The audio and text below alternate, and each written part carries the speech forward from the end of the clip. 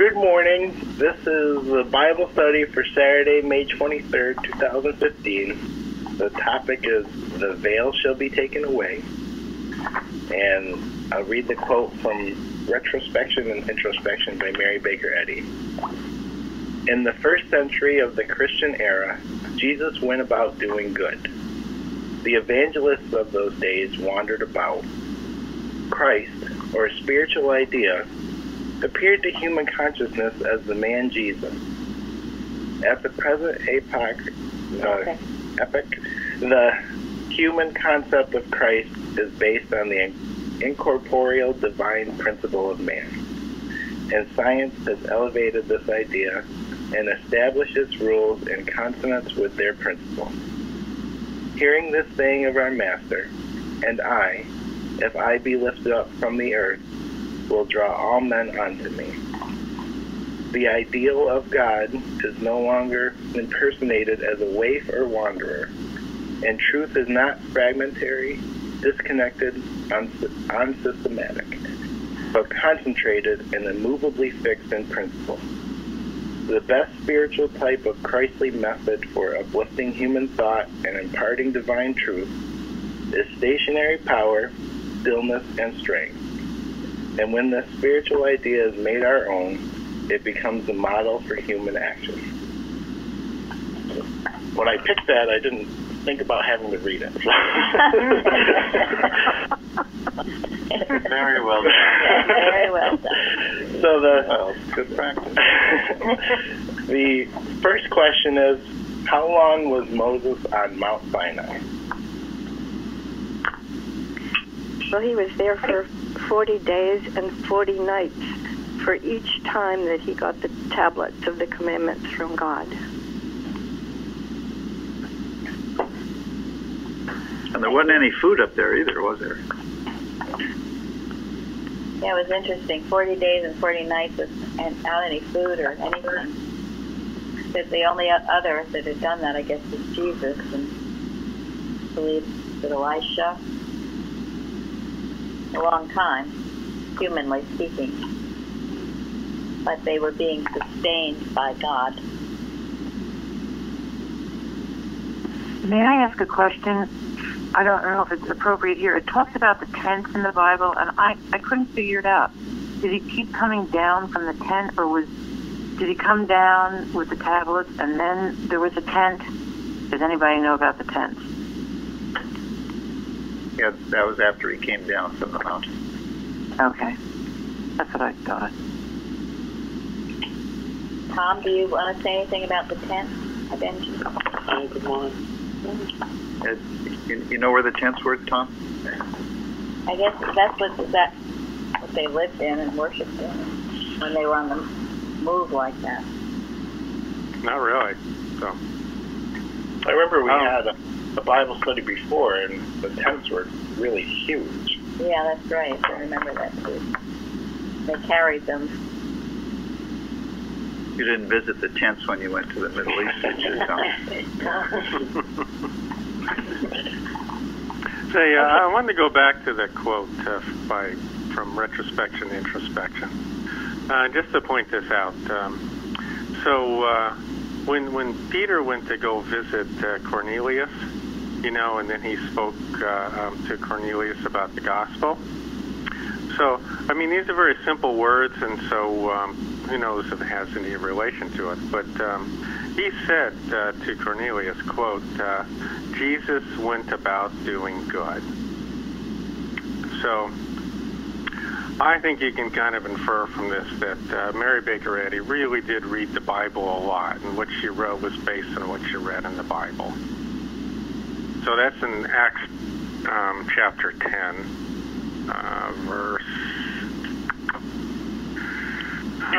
verse something. Anyway, when he's speaking to Cornelius. Thank you for connecting this with the Bible, Tom. Yeah, thank you. I wanted to just mention something that I kind of found in the Bible study site on Numbers, and the number 40 is used well over 100 times in the Bible, and 40 is really a time of trial, testing, or probation. And I think probably Moses was in that mode. Thank you. Good thought. Good thought. You know, we forgot to mention that while Moses was up there, he was subject to the elements, the weather. I wonder if they had global warming during that period of time.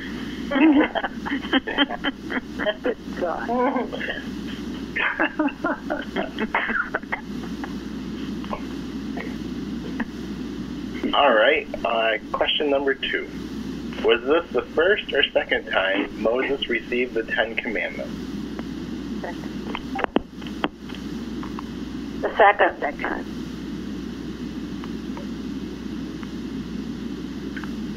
Yeah. I mean, what happened the first time? They disobeyed. They were broke worshiping them. idol. Yeah, he came down and he found them all worshiping an idol calf, and it really ticked him off. They were dancing around it. Wow. One thing that I hadn't realized was that Aaron made the gold. He actually made the golden calf, and then he became Moses' #1 assistant and the head of the Levitical line of priests. Of course, Moses was a murderer, so. He was already #1 before that. Yeah, he must have had a lapse of judgment there. Yeah, he had been, I thought, too. Yeah, he was already Moses' right hand. My understanding was that people really pressured him and said, you know, we don't know where Moses is. We need something now. They were impatient, and they weren't trusting, or so there was a lot of pressure. Yep. The 40 days, you know, that seems to be an eternity for the children of Israel. So thank you, Linda. Yeah, that's a good lesson for us. Yeah, it's a good lesson. When we feel... Go ahead, I'm sorry. They weren't waiting patiently on the Lord. Go ahead, Chardell. Oh, I was just going to say it's a very good lesson for us when we go through this ring of fire, and we have to be patient and know that God will save us. And it's just patience. Yeah, walking through and not turning back. Right. Yeah, that's what people do when they felt like when the leadership is not there. And sometimes people who are not strong in faith, they felt like they were left with empty, they feel this emptiness in them. And in our case, it's not the same because we have all this material now that is with us today, like the Bible, science, and health. All the wonderful testimonies have happened since Mercedes left. Even when Jesus was here, and after his crucifixion, even his own disciples, they didn't continue. Remember, they went back fishing. Even when Jesus came to them, they didn't recognize him in the first place until he told them to cast their net on the other side. Then they wake up again. It's easy to backslide when you don't have something to hold on to, a material, something to study, something to hold on to. And that's why I'm very grateful for what we have.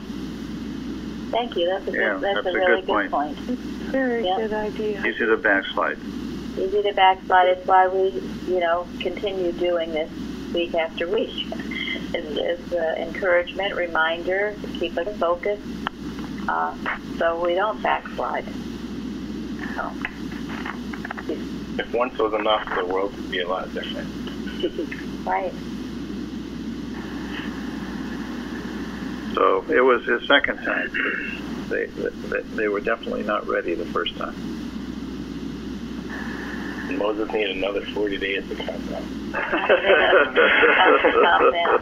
Okay. I've actually found it very encouraging because I can speak from my own experience. There's times when you're put under pressure and the faith is tested, will you hold on to what you know to be right, or will you go along with? And sometimes the pressure can be pretty severe.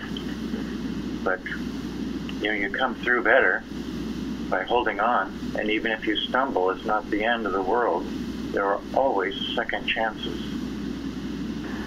Thank you, Bruce. Yeah. Many times I've needed second chances, third and fourth, but they do come. It just goes to show that the mercy of the Lord does endure forever.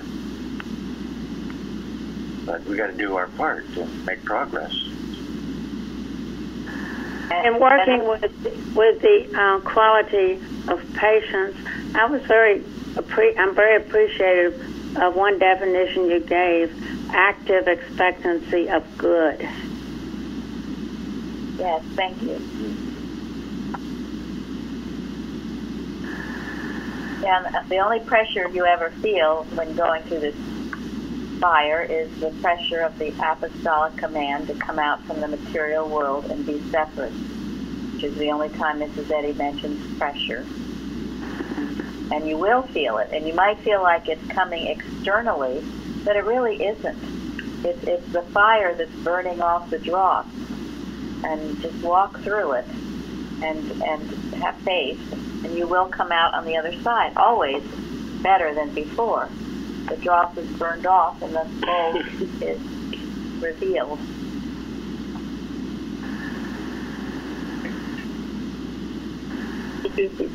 Do people not feel the same pressure today, even like Aaron did,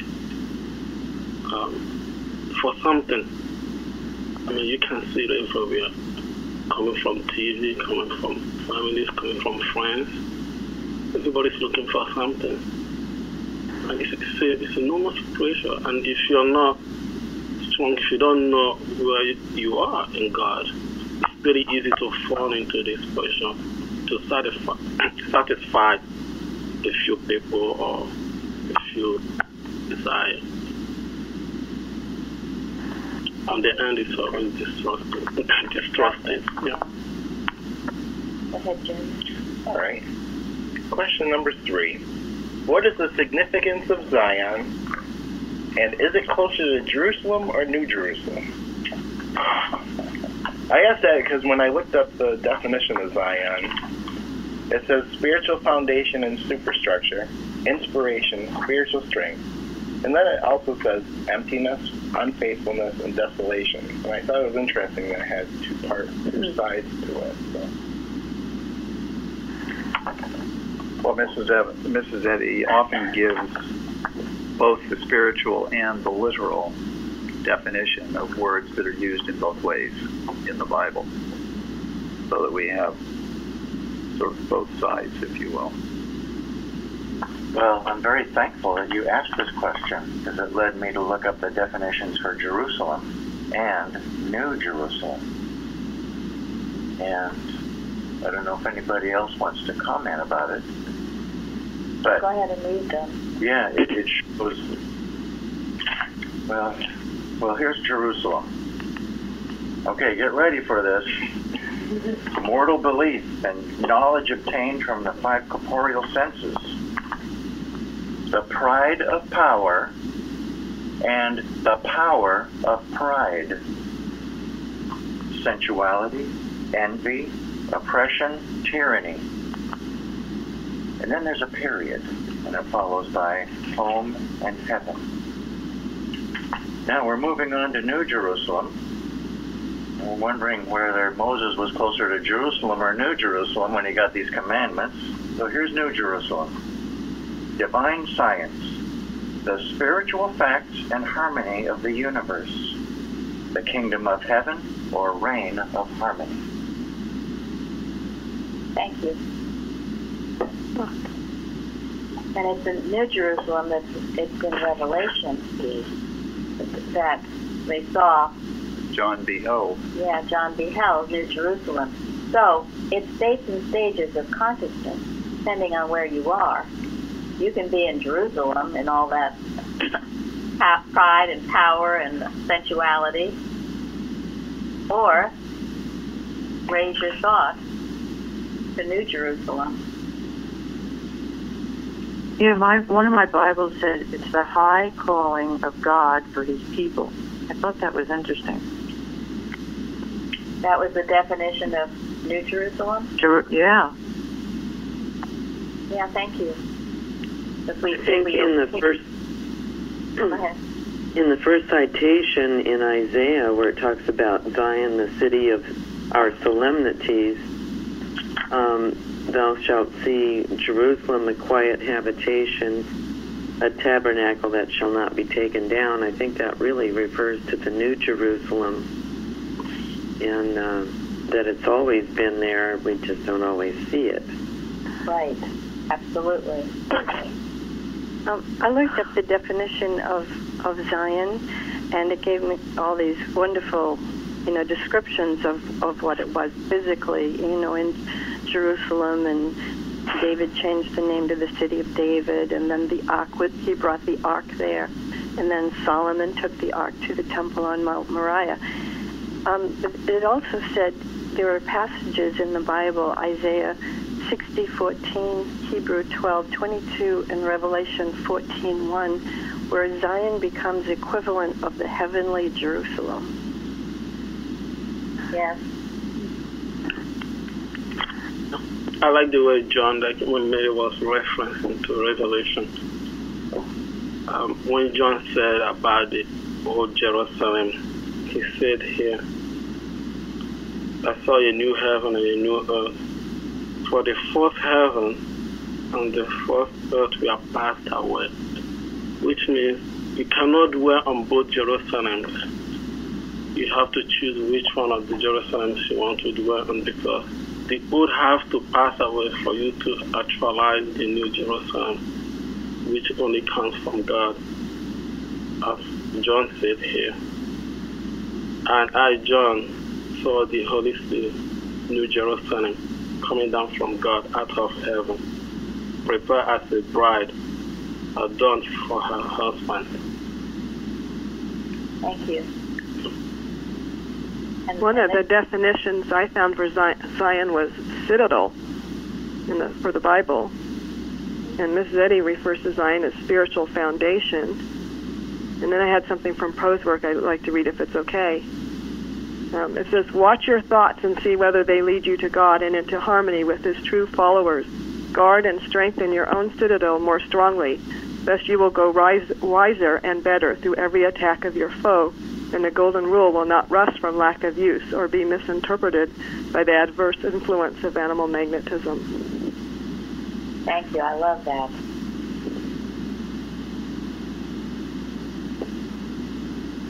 Yeah, in the Bible it says that Zion is synonymous with city of God, a place that God loves. Zion is Jerusalem. Mount Zion is the high hill on which David built a citadel. And the word Zion occurs 150 times in the Bible. And it seems to ascend in the meaning of it. What? First it's a fortress, and then it takes on a more spiritual nature, as does Jerusalem to New Jerusalem. And how do we apply that to us? It should be happening with us as well.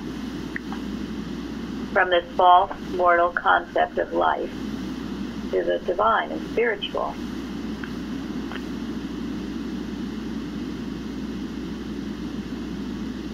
Does anyone have any questions or anything on this? Well, I never really understood why Moses was not allowed to go into the promised land. And it kind of, when I read the definition of Jerusalem, the pride of pride, I was reading in the Bible about when Moses and Aaron were telling the people that they would let them, they would make water come from the rock, and they were taking that credit for themselves. They weren't giving the glory to God. And I thought, wow, the pride of power and power of pride, that's got to watch for that. Thank you. Very much so. And so is that the only reason why he didn't get to see the Promised Land? I've heard that before. I mean, I heard, first of all, I heard everyone who disobeyed God in the wilderness did not enter the Promised Land.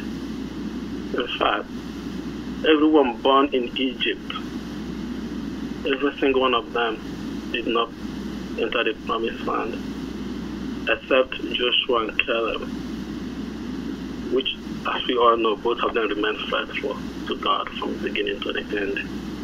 Aaron himself did not enter the Promised Land. He too passed away in the desert, so as Moses, except Joshua and Caleb, the two faithful ones. Well, it does seem sort of harsh on Moses because after all that he did. So, yeah, I don't know. I mean, I know early on he did murder someone, but Moses was a great, very great prophet. And I can't answer that question. I don't know, really. I'm not sure that it's useful to speculate. Yeah. He fulfilled his mission. He did, and maybe it was just time. He'd done his job and done it well, and it was time. So to me, that's the answer. And where he went was even more precious than going into the Promised Land. I'm sure. Yes. I can't think in any way that Moses was ever punished in that way for disobedience to God. I mean, he was one of the few men who saw God face to face. So he had accomplished his mission. It was time to go. That's my feeling. Yeah, but we're just saying what Bible was recorded in the Bible. Because when he broke that, when he received the commandment the first time, and he broke it, according by the Bible, that kind of upset God. When he took him to the mountain, he said he would show him. Then from the mountain, he was shown the Canaan, the Promised Land. He saw it from the mountain, but he was told that he was not going. Well, that's an interpretation, and God does not get upset. He's not a human that would get upset. So maybe Moses just felt instinctively. He knew he wasn't going to go. Well, it wasn't really the end for the Jewish people anyways when they entered the Promised Land. So it wasn't like that was the end-all and be-all. If this is all types and thoughts. Of course they really went into the Promised Land, but it was just another passage in the journey. I mean, it wasn't really completed until the Christ came. That's right. Can I make a comment? Yes, go ahead. A couple of things that I read was that the contrast with Jesus, he was crucified because his disciples kind of abandoned him. And then Paul, whereas when he was stoned, his disciples had learned from the past experience of Christ's crucifixion, so they stuck with him and they were able to raise him. Then he went back in the city and then he got kicked out, or then he left on his own accord in Acts. So I think with Moses, it was more the consciousness of the people that held him back versus his own consciousness. Because also I read someplace, and I don't know if there's any truth to this, in Paul Smiley book, Mary Baker Eddy, that somebody was told that Mary Baker Eddy would either transcend or pass on, depending on what the understanding of her quote-unquote disciples was. Well, that's a good thought. I mean, we're talking about a spiritual place here, and we're talking about the lifting of human thought. And these are moments in history where the common human thought is being challenged, and it seems like, it feels like a huge threat to what is commonly believed at the time, when someone comes along with a higher spiritual message and puts it in front of everybody.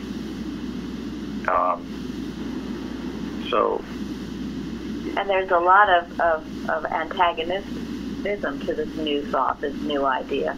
It enrages the carnal mind, and so we can't even imagine what it would be like at these times with all of those people that Mike mentioned. And it certainly was Jesus' resurrection that gave the disciples this greater understanding that they didn't have. And as Benjamin pointed out, they didn't have it until he was resurrected. They kind of fell apart after the crucifixion. They thought, oh my gosh, look what's happened. Isn't this awful? It wasn't until he raised himself. So this is why we have to keep our consciousness lifted and ready for battle and not be so easily duped and doped by all of the mortal mind images that parade before our faces during the day. We stay awake and alert to it so we can continue this work and not be sleepy hashish eaters or dreamers, I guess, as Mrs. Eddy says in Watch's Prayers and Arguments. Okay, Jeremy, we've done that enough. All right. What was the covenant? Where was it given? And how did God appear to Moses?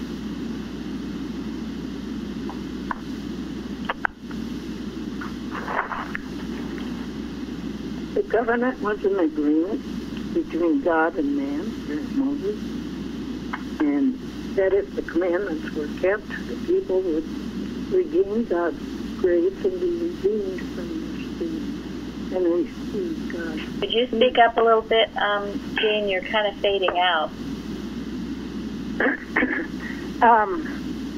That's better. If the commandments were kept, the people would receive God's grace and be redeemed from sin and receive God's kingdom. Right. Yeah, and he'd give them a good place to live, take care of them.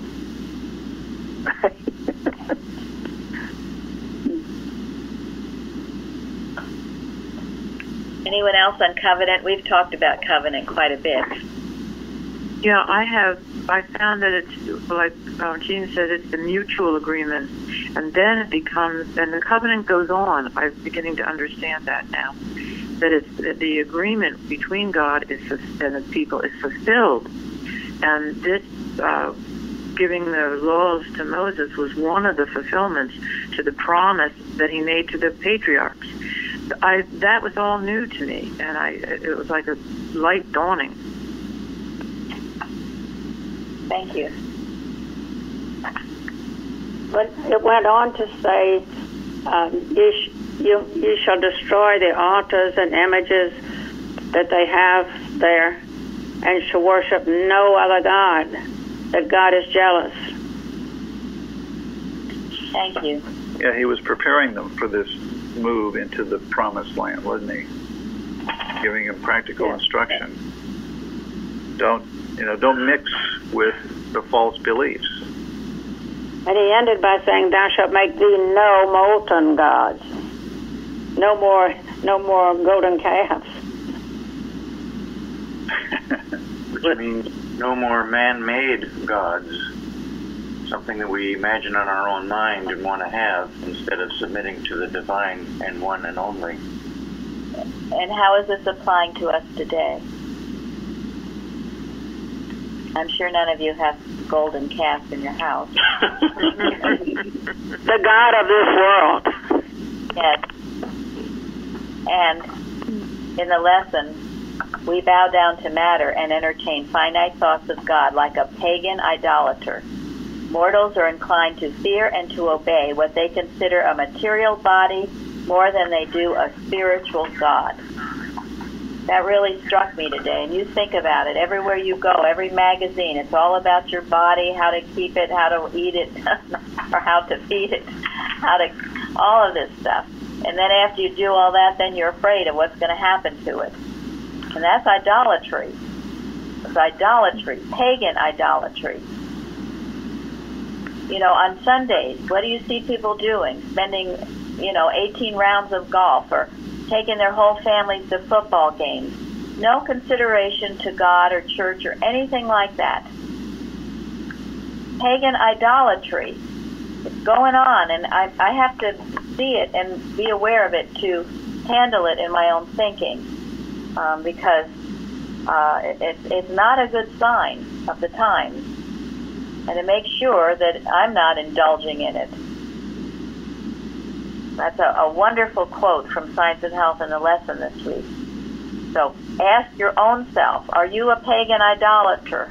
How are you putting other things before God? Think about your day, how you spend your time. How much of it is in prayer and thinking about God, and how much of it is just in motion or thinking about your body? You see everybody out exercising, and I'm not knocking all of that completely, but when it becomes a God and you spend more time with doing that than you do with the Father, then we're all in trouble. And we've talked about, too, you make your own covenant with God. You write down your obedience to Him and keep it and remember it and live with it and work with it. It will keep you on the straight and narrow path if you're sincere about it. Not if you just shove it in a drawer and forget it. Anything else on this? Well, every time the children of Israel did not keep their covenant, bad things happened in that promised land. I mean, when they let people stay that they weren't supposed to, and they mixed and everything, Joshua had kept them from doing that, and so did the judges. But once they decided to not keep their end of the bargain, they let their thought down and let the error in again. Yeah, thank you. Yeah, they went into captivity. They got taken over. They started fighting among themselves. To some degree, it shows how easily it is done, how easily it happens if you're not on guard, if you're not watching. It just takes over. So rouse ye.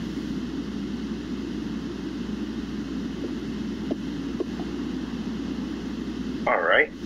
Question 5. Why couldn't Aaron and the rulers of the congregation steadfastly behold the face of Moses?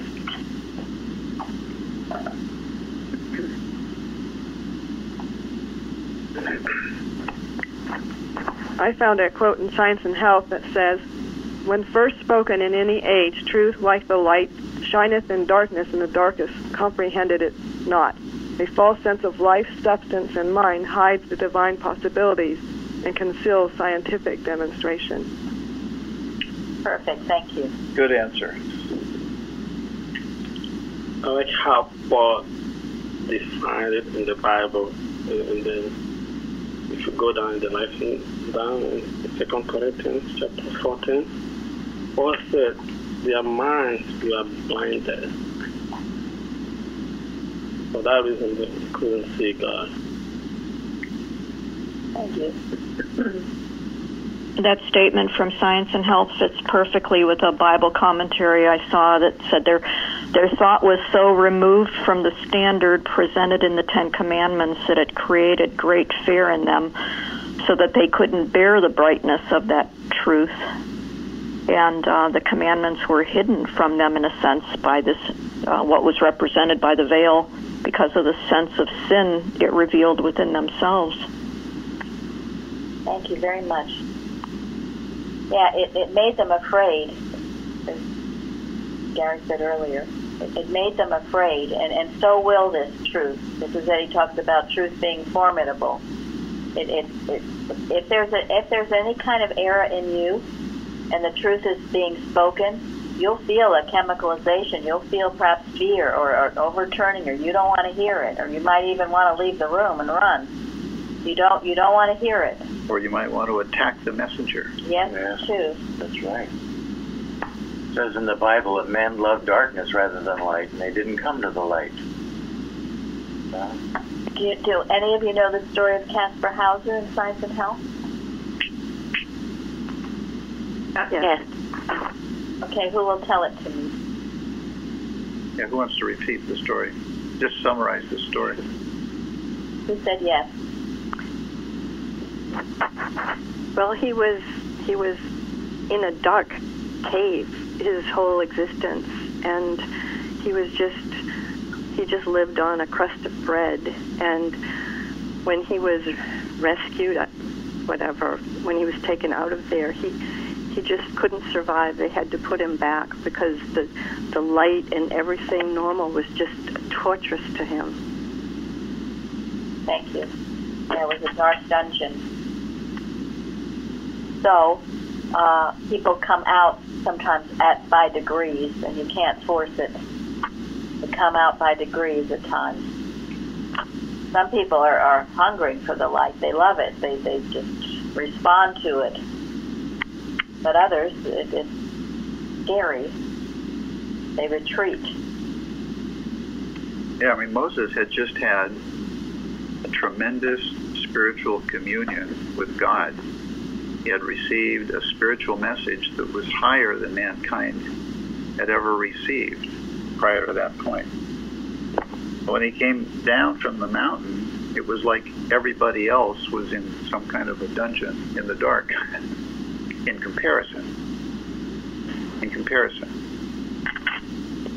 And you can have this experience happen to you.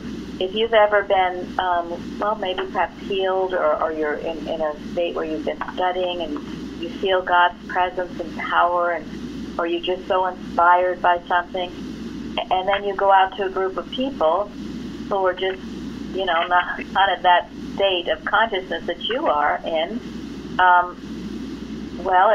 you've got to protect and defend yourself at that point. They won't understand you, and you will find their thought very down-pulling at that point. So be aware of that. It does happen. It can easily happen, especially as you're growing and changing. You're with people that are not spiritually minded, and you come out all inspired. That's why it's very usually important to just be quiet about your newfound understanding. You make it yours. You don't necessarily share it with people who aren't ready for the blessing. Casting your pearls before swine. Yeah, I mean, what happens when you talk about the truth to someone who's not ready for it? They get angry. Their eyes glaze over. Yeah, you get all kinds of weird responses from it. Well, you enrage the opposition to it. Because remember, the spirit and flesh war. Yeah, there's a statement, fools rush in where angels fear to tread. So be careful. And even Mrs. Eddy says that you tiptoe quietly past the bulldog's pen. With mortal mind, you be guided as to what you say and how you say it. Wisdom must accompany your love to share it. You must be wise. It doesn't mean you just always withhold it. No, sometimes God's urging you to share it. But be wise about it. Sometimes I think about the statement, Jesus, if I be lifted up from the earth, will draw all men unto me. He said he didn't go down there and manipulate the other men and make them see what he's got or anything like that. Yeah. It was the lifting up that opened the door for those who were ready. Thank you. He was showing, not telling. Yes. So often, your example and your right thought is so much better than your talk.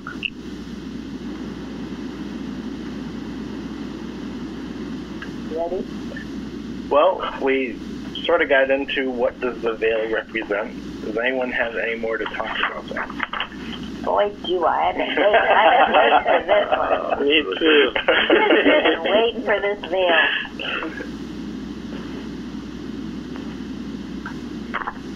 So what's the veil?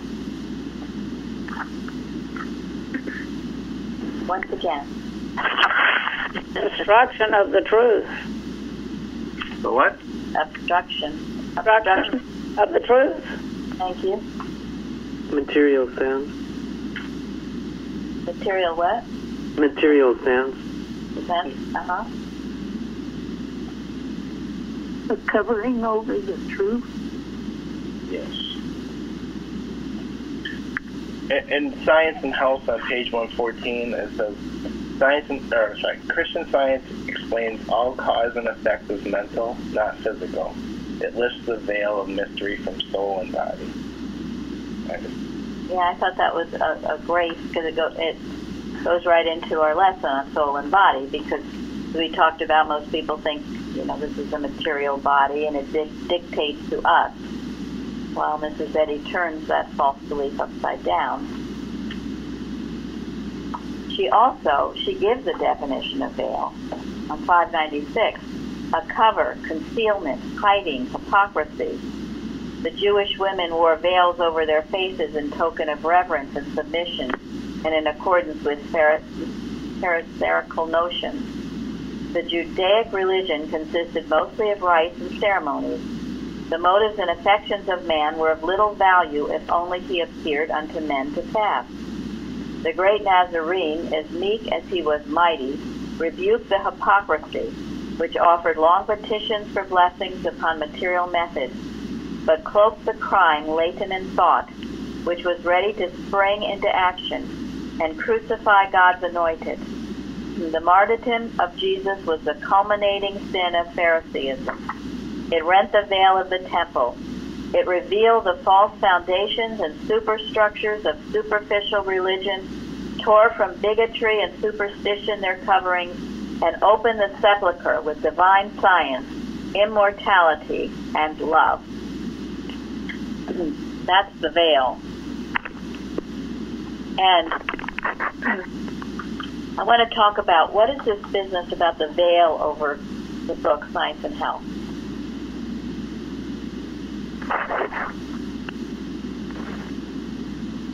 I've heard people complain that it's archaic language and they don't understand. And they don't understand the Bible. That's a good point. I want to know. And where does that thought, that accusation come from? I would say the human mind, personal sense. Yeah, it's the human mind that doesn't want to see the spiritual significance. It's a literal reading, a humanizing of a divine idea. It's the worship of medicine, the human worship of medicine. And the accusation, well, how do you do this? Why can't doctors do it? Well, that's part of it. Absolutely. Thank you. I want to know why Benjamin, whose first language was not English, could read Science and Health and say, this is it, this is the truth. How could he do that? How? Purity of thought is my guess, is purity. Purity. Well, and this is going to be, we're going to have a watch on this tonight. We have to rent this veil that says people can't understand Christian Science or understand our textbook. If Benjamin could in Nigeria, when it's not even his first language, then this is a damnable lie. This is God's Word. It's His truth. There is no reason why people can't understand it, except we accept that they can't. Or we think, we go along with the mesmerism that they can't. Well, that mesmerism must be broken. And we're here to do it. May I say what happened to me? Please. I first read Science. Is it okay to continue? Yes. I first read Science and Health when I was about 17. And it was a mystery to me. Now, I was raised in a different religion, and medically, my mother worked for a doctor. And so I was raised in medicine also. So it was a foreign language to me as a youngster, but I didn't give up. And here I am at Plainfield. So even though there's somebody like me who struggled, I would weep. But you know what? God saw me through it. And we can trust it. Yeah. Yes. Well, and the fact that you struggled is to your credit. When people poo-poo it and say this is nonsense and then leave it there, that's the mortal thought having reign and taking control. But you struggled because you knew there was something, and you were dissatisfied with where you were at otherwise. And yeah, you have to have an open thought when you approach it. But I want you all here to understand that this is work that we need to do for the world. to know, to spiritualize thought, so thought is receptive to what is in this textbook, to rent the veil that has, there's life and matter, just what I read, Mrs. Eddy's definition of it. It took Christ Jesus to do it. But to really know that this is a lie, it's not the truth. Do not accept the fact that it's hard to understand or nobody wants to read it. Gary addressed it on the forum. And, you know, there is someone, I forget her name, but she rewrote Science and Health because she thought it should be more palatable. Mrs. Eddy got it directly from God. It doesn't need to be rewritten. The other thing that is extremely important is every time you speak the truth, when you speak from your heart, that is where the power is. When you have demonstrated over something and you can speak from your heart, it rings true. When you just prattle the words, it casts a veil. People are put to sleep by it. You know, in the churches, when readers read who are not living this truth, it casts a veil. I want to read, this is Crusalis on 293. Truth talked and not lived rolls on the human heart a stone, consigns sensibility to the charnel house of sensuality, ease, self-love, self-justification, there to molder and rot. This whole Crusalis is an article you should live with. But anytime anyone speaks the truth and they're not living it, you're putting a stone on someone's heart. It's most important you understand this. This is why our readers are vetted, you could say. They're all those who are working in the truth. They're living it to the best of their ability. But, you know, I know in past, in other churches where the readers perhaps weren't, and they would put people to sleep, and this is what would cast the veil. Or worse. Or worse. That's why Andrew was so motivated to read the book, the textbook, out of his understanding of it. Do you all understand this? Yes, definitely. Yes, and thank you. Well, this is part of the veil, and this is what we must make sure in our church is not operating, because that would be hypocrisy, to speak it and not to live it, and it would turn people off. Go ahead, Tom. I think there's a couple different ways to look at the veil, because you could look at it from the point of view of someone who's not a Christian Scientist and doesn't understand Christian Science. When they read it, it's just meaningless to them, you know? But the other is, which I think is kind of interesting, is the reason I'm bringing this up is, what if you're already a Christian Scientist? And, to me, I think that there's been a veil that's been put over the Science and Health for Christian Scientists. If you think about how boards are asked to sign loyalty oaths and churches are told to give their deed to the Boston Church, and and people who step out of line get excommunicated, things like that. In a way, I think the veil is just part of that whole thing. It's a way of making a Christian Scientist a servant of a human organization, because they've been put to sleep. And they don't really understand what they're reading. And they just become slaves in a way. Yes. Absolutely. No, you're absolutely right. The veil doesn't care whether you call yourself a Christian Scientist or not. God doesn't care what you call yourself. The veil is the wall of resistance of mortal thought. Whether you call yourself a Christian Scientist or not, you've got that to handle. You've got to come out of the mortal into the divine so that you can hear God's presence. But Tom was making the point that the disobedience of the organization helps further cast this veil over and put people more to sleep. And he's right in that. And that's why our job as an awakening No, So when we put absolutely. this in different words, what it's saying is it's almost a violation of the First Commandment, We're supposed to be obedient to God, but by being a Christian Scientist and allowing the veil to cover science and health, we begin then being obedient to a human organization. So we're no longer obedient to God. True, thank you. No, you're Bluntly, absolutely but right. I think that's what's happening. It certainly is. When I we think the pledge biggest- allegiance to the board of directors, that is very, very wrong. It's not almost a violation of the First Commandment. It is a violation of the First Commandment. And that's why that, quote, organization is failing. And that is also why we don't read their lessons. We don't. That's why we do our own lessons. Because even though it is the Bible and science and health, that veil is heavily cast over it.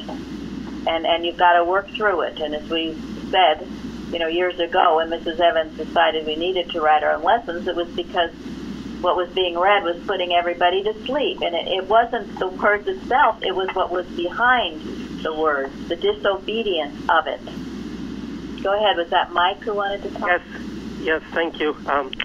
This is why I like Plainfield, because your talk about having a watch on this, I think, is so important, because from my experience, science and health and the Bible are a foreign language. It would be almost harder for me it was harder for me to understand that than it would have been for me to read Chinese.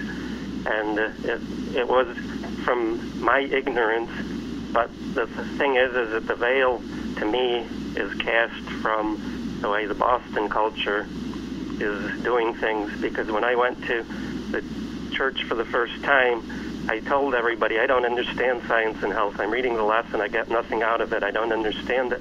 But they couldn't even tell me that the small case M was the human mind and the large, the uppercase was the divine mind.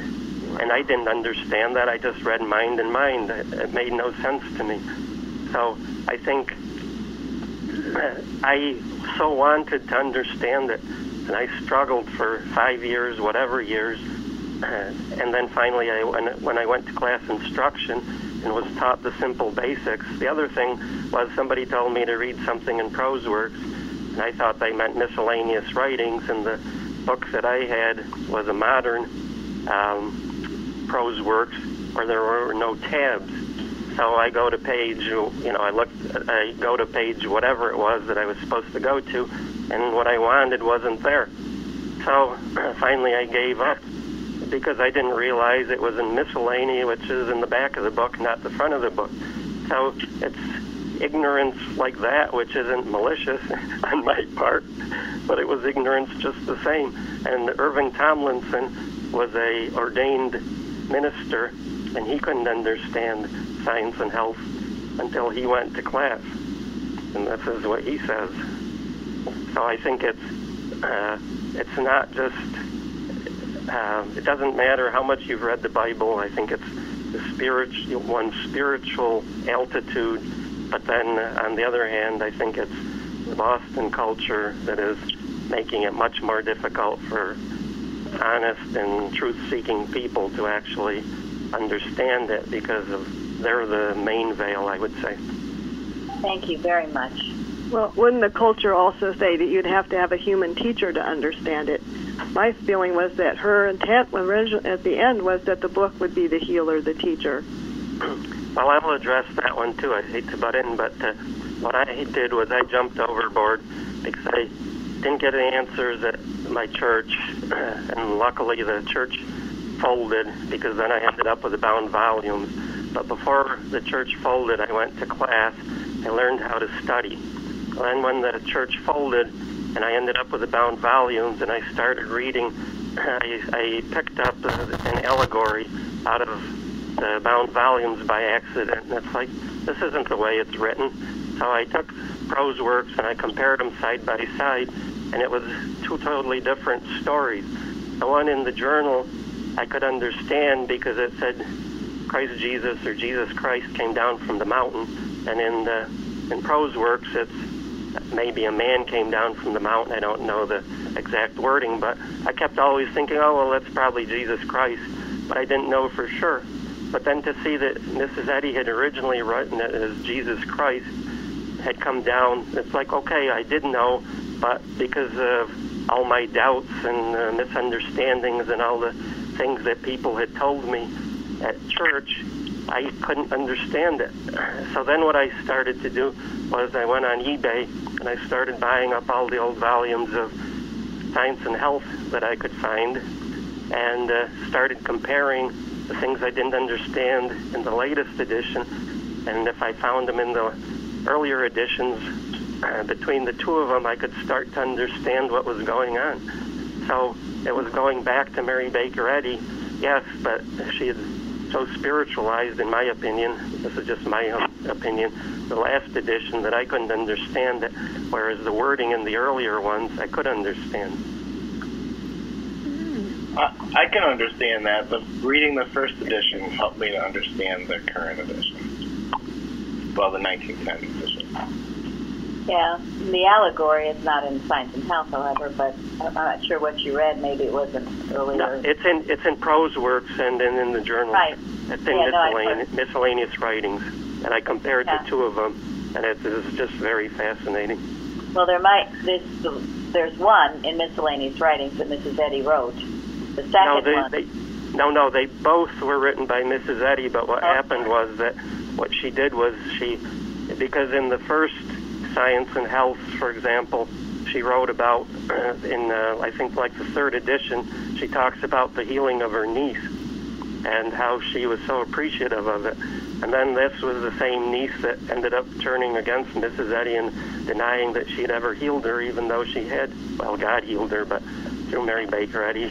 So she kind of changed the wording. Like, for example, in the allegory, she took out the word Jesus Christ, which I understood, and made it was still Jesus Christ, but I just didn't understand it because it was a level that was above me. Right. Well, thank you. And that's certainly a voice of someone hungering for this truth. And if you hunger, you will find it in whatever way. God does come in many different ways to help. And here he got the old found volumes. But it is true, and it is why we keep this, as I've said before, the round table, the Bible studies going, to educate, to get rid of this ignorance that doesn't understand what's here, what's in this textbook. And I know now, because I know with myself, this book is alive with rich in meaning, our textbook. And once you start living it, it comes alive, as do all the work that Mrs. Eddy wrote and of the early workers. But I would say especially Science and Health. It comes alive. Every sentence is alive with meaning. And if it isn't, it shows you're still under the veil and you need to fight and struggle and scream and holler until you get past that. Because it will take over you. And the understanding comes as a result of putting into practice, what does ring true for you. Yes. We're all gaining understanding. It's a journey. It's interesting that Paul in Corinthians says about the veil, he says, seeing then that we have such hope, we use great plainness of speech. They didn't have Science and Health. Yes. Yeah, I was just thinking that goes into the next question. And this is why we must speak plainly, and why we try not, especially on Wednesday nights, to use what we call the jargon, so no one knows what in the world we're talking about, but to speak plainly so people will understand.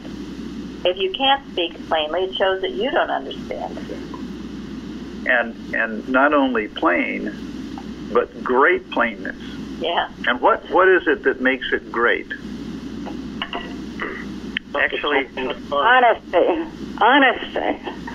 Actually, that just triggered something which I wanted to say for last week's question. What do you like about Plainfield? Well, it's plain. It's the word plain because you guys speak in a plain language that I can understand. Right, we do. And what makes it great? Because I can understand it. And why is it that you can understand it? Because you're using the ABCs. you're giving the basics. Everybody started throwing the top stuff on me, which they didn't even do or understand. I realize, but they were expecting me to understand everything. I mean, that word thing about the lowercase and uppercase of M. That's the basics. You know, somebody who hasn't believed in God for 40 years. That's what I was thinking about Moses. I mean, I didn't believe in God for 40 years. And then to expect me to know the difference between an M and a big M, I had no clue. You know, so you're playing this, your ABCs is, the honesty obviously behind it, but it doesn't matter. Those people were nice and honest, but they just didn't have the ABCs to give to me. You know, and I'm not blaming them. I love them. They were wonderful, wonderful people, and they helped me at that phase to stay in Christian Science, but it didn't give me the ABCs. I'm still waiting for the answer. I think it's because you live it, and you prove it, and you've made it your own. And honesty. The thing that makes the plainness of speech great is when it's spoken out of love. When it's spoken out of great love. It was like the meeting was. Then it's not only plain, but it's great. Because it reaches the heart of those who are hungering and thirsting. And that's the only way anybody is going to understand. Ken, if the people that you had met in that church had loved you, or Mike, I'm sorry, if they had loved you enough, you would have understood more at the time. No, the thing is that then you have to define love, because those people loved me. They patted me on the head all the time and told me how wonderful I was, because I was the first person who didn't come from a different church. I went back 20 years, and then I quit, because I was the first guy, or any person, in 20 years who had joined that church who hadn't come from a church that had closed down. And they loved me, but the thing was that they didn't know how to love me with God. That's what God is. And that is the whole point. Human love is not love. Yeah. Right. Okay. Well, but that's why you have to. But that's the thing that they didn't define to me. So that's the part you have to make sure and define, that the love that is the great love is obviously God's love, not human love. And God's love meets the need. And really, all the things the others said were true too. It's the honesty, it's the living it, it's the love. All of that combined to make plainness of speech that reaches the heart. But mainly it is getting yourself out of the way and letting God use you. Then you won't talk over someone or put someone down or be too complicated. It will come from God, and it will meet that need. And before these Bible studies and roundtables, all of us pray. All of us to pray, to meet the need, to bless our brother. And if we do that, God works through us to do just that. So I just want to say something about this. I know many of us have read it, but I think it's very important that we remember that what Christ did, because when He came, the whole world was sick. The whole world, not just in Jerusalem, was still covered by this veil. And that's why a lot of people were worshiping idols, doing all kinds of crazy things, turning away from God. But Jesus Christ came for this purpose, to do away with this veil, so that the whole world will find their liberty in God. But something happened during the crucifixion of Jesus Christ. In the temple in Jerusalem, that time there was a veil on the altar, and that veil has been there for centuries. That physical veil that was covering the altar of God. What does that do? People cannot see it. It was covering the altar of God for people to see it, and that's not right. But something happened during the crucifixion. When Jesus finally gave up his last breath on that cross of Calvary, when he said, "It is finished," the veil in the temple broke in two. I think that was significant because that shows that he has accomplished that purpose to liberate the whole world from darkness to light. And today, you still live in darkness if you don't see it that way. Like we say, they say that you must turn from sense to spirit. That's how you can actually be able to see the face of God. Going back to Jeremy's question. Thank you, and we're past time. And thank you all, and heard a lot of interesting things today. And we will work tonight with a watch about renting this veil over our textbook, so that people understand and more are turning to it. You're welcome. Thank you all. Thank you. Thank you, Jeremy. Great question. Thank you. Thank you. Recording stopped.